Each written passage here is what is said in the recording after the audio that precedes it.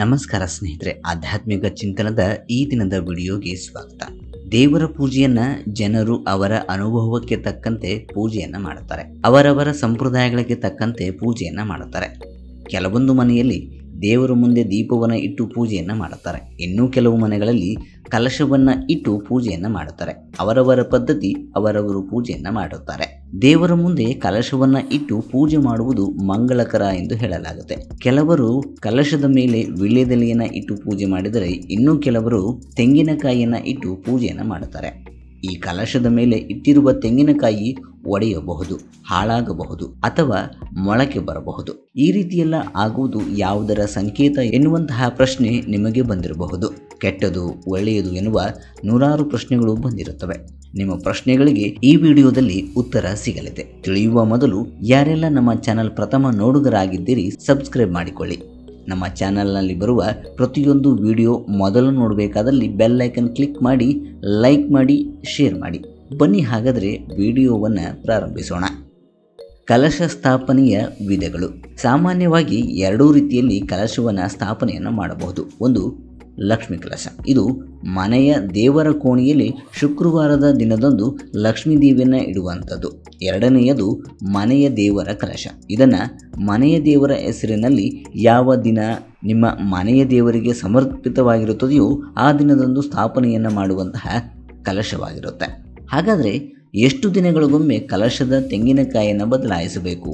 ಕಲಶವನ್ನು ಸ್ಥಾಪನೆ ಮಾಡಿದ 5 ದಿನಗಳಿಗೊಮ್ಮೆ ಅಥವಾ 15 ದಿನಗಳಿಗೊಮ್ಮೆ ಕಲಶವನ್ನು ಶುದ್ಧ ಮಾಡಬೇಕು. ಕಲಶದಲ್ಲಿರುವ ಎಲೆ ಅಥವಾ ತೆಂಗಿನಕಾಯಿಯನ್ನು ತೆಗೆದು ಹೊಸದನ್ನು ಇಟ್ಟು ಕಲಶ ಸ್ಥಾಪನೆಯನ್ನು ಮಾಡಬೇಕು. ಇದಲ್ಲದೆ ಪ್ರತಿನಿತ್ಯವೂ ಕಲಶವನ್ನು ಅಲುಗಾಡಿಸದೆ ಕೆಲವು ತೆಂಗಿನಕಾಯಿ ಮತ್ತು ಎಲೆಗಳನ್ನು ಮಾತ್ರ ಬದಲಾಯಿಸಬಹುದು. ನೀವು ಹುಣ್ಣಿಮೆ ದಿನದ ಪೂಜೆಯನ್ನು ವಿಶೇಷ ರೀತಿಯಲ್ಲಿ ಮಾಡುತ್ತಿದ್ದರೆ ಪ್ರತಿ ಹುಣ್ಣಿಮೆಯ ದಿನದಂದು ಕಲಶವನ್ನು ತೆಗೆದು ಸ್ವಚ್ಛ ಮಾಡಿ ಹೊಸ ತೆಂಗಿನಕಾಯಿನ ಇಟ್ಟು ಪೂಜೆಯನ್ನು ಮಾಡಬಹುದು.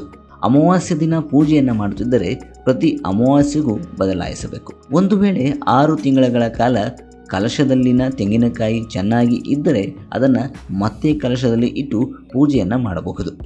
ಕಲಶದಲ್ಲಿರುವ ತೆಂಗಿನಕಾಯಿಯನ್ನು ಇಡುವುದು ಹೇಗೆ? ಕಲಶಕ್ಕೆ ತೆಂಗಿನಕಾಯಿಯನ್ನು ಆರಿಸಿಕೊಳ್ಳುವಾಗ ನಾವು ತುಂಬ ಎಳೆಯ ತೆಂಗಿನಕಾಯಿಯನ್ನು ಅಥವಾ ತುಂಬ ಬಲಿತ ತೆಂಗಿನಕಾಯಿಯನ್ನು ಆಯ್ದುಕೊಳ್ಳಬಾರದು, ಅಂದರೆ ಆರಿಸಿಕೊಳ್ಳಬಾರದು. ತುಂಬ ಬಲಿತ ತೆಂಗಿನಕಾಯಿ ನೀರು ಬಹುಬೇಗನೆ ಇಂಗಿ ಹೋಗುತ್ತದೆ.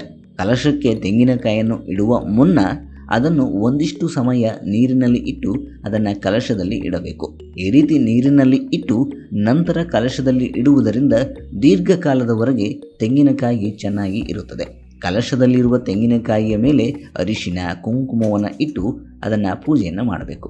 ಒಂದು ವೇಳೆ ಪದೇ ಪದೇ ಕಲಶದ ಮೇಲಿಟ್ಟ ತೆಂಗಿನಕಾಯಿ ಒಣಗಿ ಹೋಗುತ್ತಿದ್ದರೆ, ಹಾಳಾಗುತ್ತಿದ್ದರೆ ಇದು ನಿಮ್ಮ ಮನೆಯಲ್ಲಿ ನಡೆಯಲಿರುವ ಅಶುಭ ಸೂಚನೆ ಎನ್ನುವಂತಹ ಅಥವಾ ಕೆಟ್ಟ ಘಟನೆಗಳ ಸೂಚನೆ ಎಂದು ತಿಳಿಸುತ್ತದೆ.